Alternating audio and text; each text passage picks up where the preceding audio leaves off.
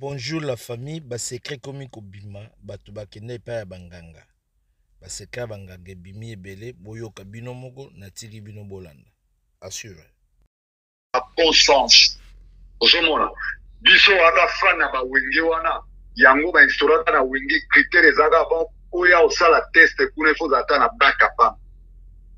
Serifi na biso Didier Masera bazali ko imposer, ba ebaki le pourquoi. Osomona.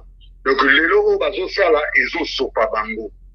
Donc mutuloko la seleo pour commencer par lui, fallait aidayo mbalebele. Tu es devant ta conscience, interroger conscience na yo, ou dit combien fallait aidayo. C'est le moment où la tombe a bengani na maison mère, parce que ba bengani na maison mère. Ok. Fallait avant ça y est, à solo là na oui. Ba bengani na maison mère du kamba danseuse. Hey. Bato ba yebisi le wa ba benga ye ba yebisa ye, ba bengani likolo ya danseuse. Ok. Abimaka na danseuse yango. Ok. Ok.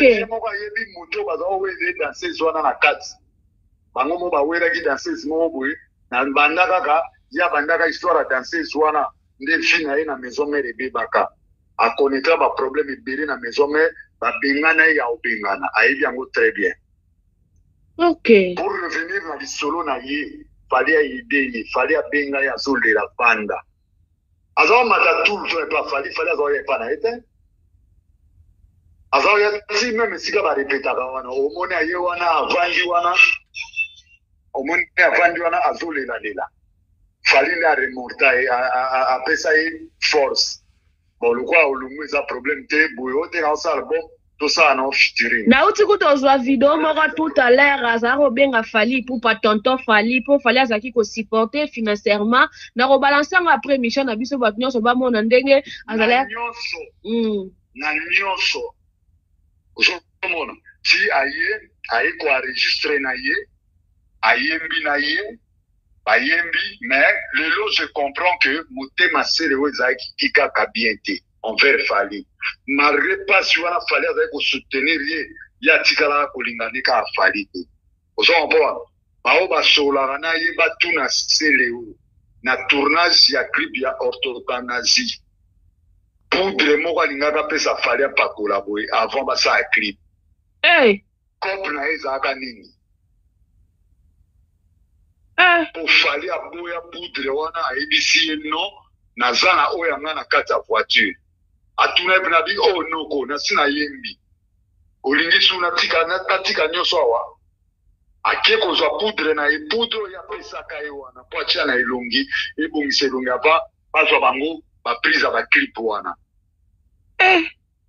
lokola cope na ye ya poudre esimbaka te de yango ayina mutu vi na ye mobimba mutu akabela yo mbongo atie ya coup de pouce na projet ozali kosala ayembeli yo asali yo okoye kosala donc c'est que oyina ye na nyongwa nganga oyo esignalaka yo ke so apakoli poudre wana esale boye point d'interrogation donc balinga te to banda koloba po bato bayebi mingi oyo bomona na podium te oyo ezalaka nsima podium bazali ozomona balingaka te bato mosusu balobisaka makambo mosusu po biso tomoni ndenge baide yo mais lelo okóma nango soki ndenge apesaka exemple moko la personne de Bill Clinton basali tu bakotisa ye na baproblème ya prestation ya fali boyoki Bill Clinton alobi bomoni ye na télévision aleki alobi alobi eloko te tomoni se tenir mais ye mpe akoma koclashe na ye fali donc akoma na ye genre donc yango wana epuis bazokipe te